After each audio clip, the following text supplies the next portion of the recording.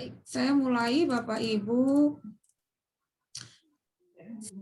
Sudah dilantik ke dalam jabatan fungsional sejak Desember tahun 2020, persisnya tanggal 17 gitu.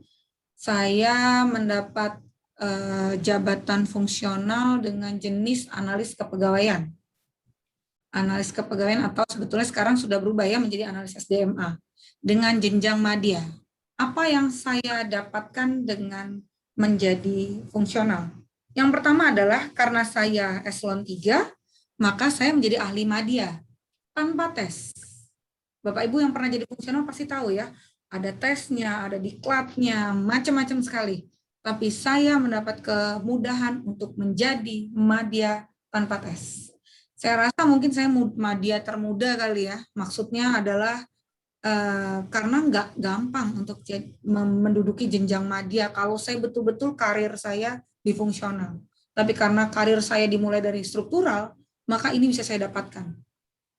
Baik, saya mendapat kemudahan menjadi jenjang madya tanpa tes. Begitu juga Bapak Ibu. Yang hari ini adalah eselon 4 akan menjadi ahli muda tanpa tes. Itu keuntungan pertama. Keuntungan kedua, kita akan mendapatkan jabatan tambahan Bapak Ibu. Jadi sebetulnya kalau saya ditanya jabatan saya apa, jabatan saya adalah koordinator Ortala, atau dalam kata lain, saya kabak Ortala. Tapi jenis fungsional saya adalah analis SDMA. Karena saya menjadi koordinator Ortala, saya mendapatkan ekstra 25% angka kredit. Jadi untuk naik pangkat, saya butuh 150, saya sudah dapat seperempatnya dari menjabat sebagai koordinator. Nah, Bapak Ibu juga akan mendapatkan hal yang sama. 25% ekstra dapat angka kredit. Untuk muda, itu naik jenjang ke madya butuh angka 100, maka Bapak Ibu sudah mendapatkan 25 angka kredit. Cuma-cuma, tanpa melakukan tugas spesifik tentang fungsional. Yang ketiga, kita juga akan mendapatkan angka kredit dari masa jabatan, Bapak Ibu. Ini menarik. Jadi jika Bapak Ibu, bukan dari masa jabatan ya, dari usia pangkat Bapak Ibu. Wah, saya harus koreksi. Baik Bapak Ibu, nanti saya perbaiki dulu. Jadi dari usia pangkat. Jadi misalnya saya ketika bulan Desember lalu, saya golongan 4A 1 tahun. Kalau 1 tahun, saya akan mendapatkan 25%.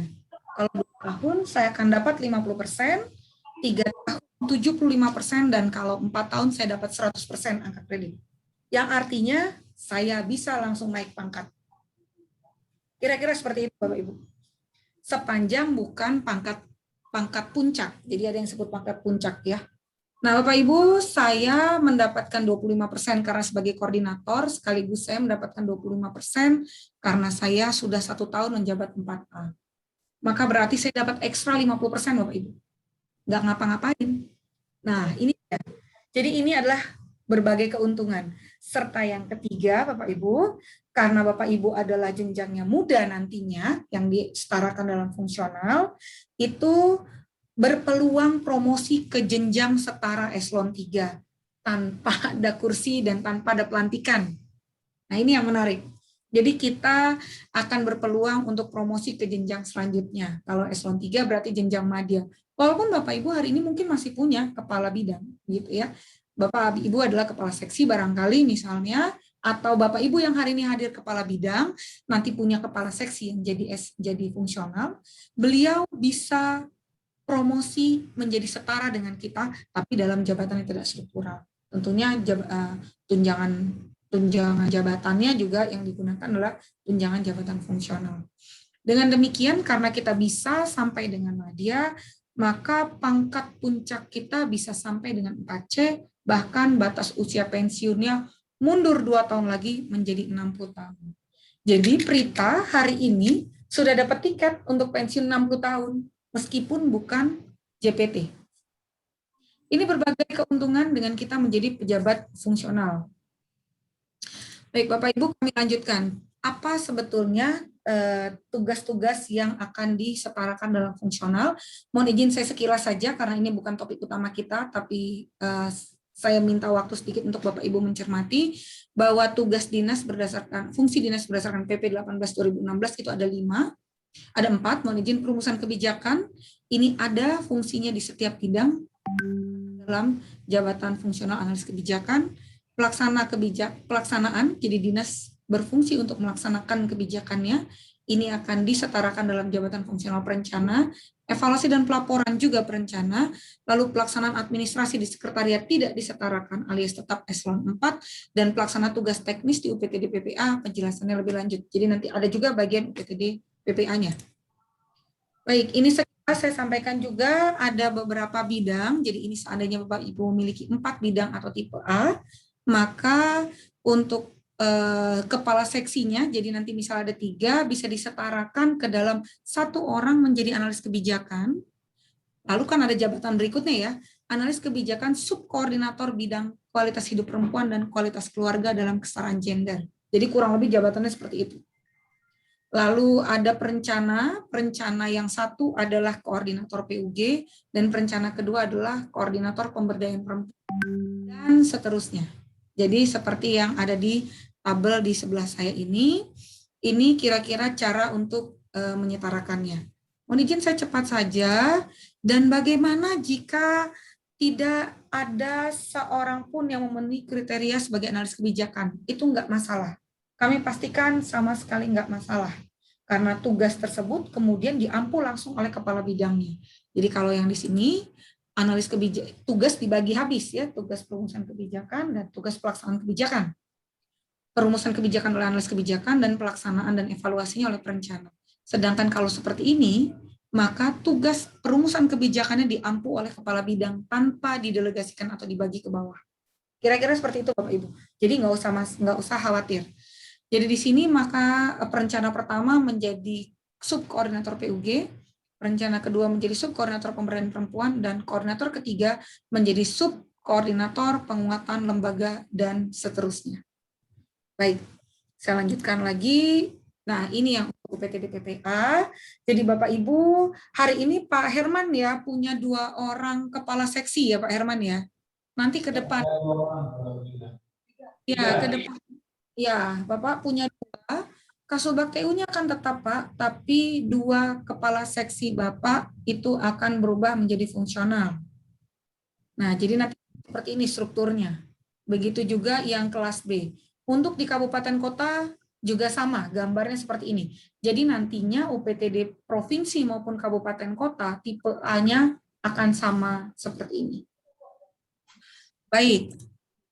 Nah, ini adalah peraturan terkait jabatan fungsional, Bapak Ibu nanti bisa ngecek. Dan yang paling baru Bapak Ibu, ini kan kalau Bapak Ibu cek di Permen 4 2018 sudah ada. Hanya satu yang belum ada, yaitu analis hukum. Analis hukum ini adalah jabatan fungsional baru yang melakukan tugas-tugas mediasi. Jadi analis hukum boleh punya kewenangan untuk melakukan tugas-tugas mediasi yang tetap kita tambahkan dengan sertifikasi nantinya, tapi sebelumnya juga dia sudah punya kewenangan tersebut.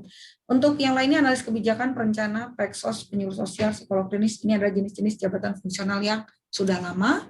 Nah, ini adalah syarat khususnya, Bapak Ibu mungkin sudah pernah lihat video kami, analis kebijakan ini harus magister atau pasca sarjana.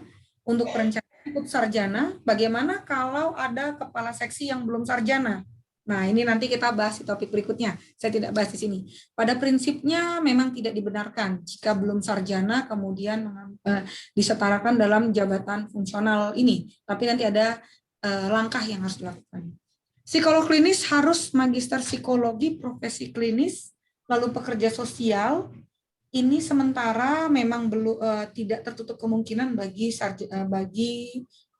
kualifikasi pendidikan lainnya, namun sangat disarankan bagi Bapak Ibu yang berlatar pendidikan kesejahteraan sosial dan yang bukan kesejahteraan sosial untuk ke dalam jabatan fungsional penyuluh sosial.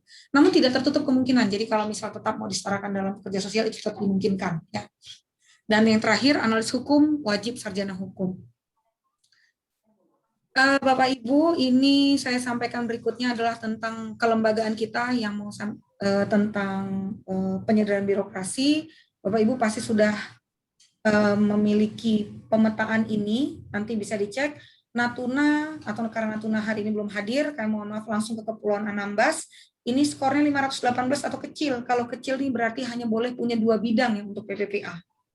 Kalau Karimun sedang berarti boleh punya 3 bidang. Masalahnya apakah hari ini sudah seperti itu? Beberapa daerah memang belum. Nanti Bapak Ibu bisa cek. Jadi kalau besar Bapak Ibu boleh punya 4 bidang, kalau sedang 3 bidang, kecil 2 bidang. Nah, ini adalah hasil pemetaannya. Berikut adalah peraturan Menteri PPA yang baru sekali, jadi masih proses pengundangan, nomornya juga masih belum sah, kami sematkan, namun agar mudah diidentifikasi, ini adalah Permen PPA 6 tahun 2021 tentang pedoman nomenklatur perangkat daerah PPPA. Jadi Bapak Ibu, nanti mohon informasi ini bisa disampaikan ke jajaran di internalnya.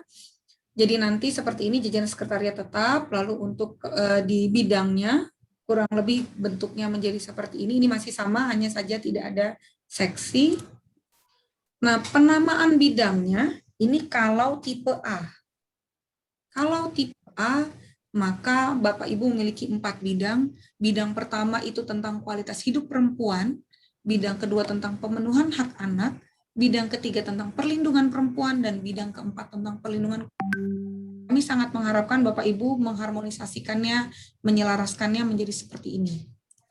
Kemudian untuk di tipe B, untuk perlindungan digabungkan, jadi bidang satu tentang kualitas hidup perempuan, bidang kedua pemenuhan hak anak, dan yang ketiga bidang perlindungan perempuan dan anak, ini kita gabungkan.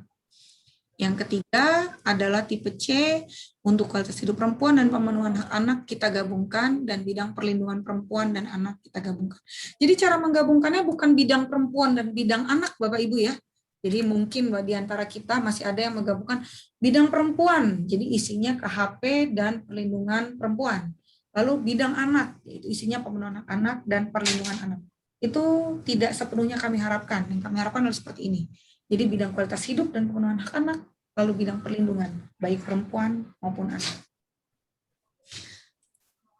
Baik, untuk fungsi umum bidang, tadi kita sudah sampaikan bahwa penyusunan perumusan kebijakan, pelaksanaan kebijakan, lalu pengolahan data, pengumpulan dan penyajian data, lalu pelaksanaan pembinaan yang ini hanya ada di dinas, dan monitoring evaluasi, sedangkan fungsi khususnya, Bapak Ibu harus mencermati ini.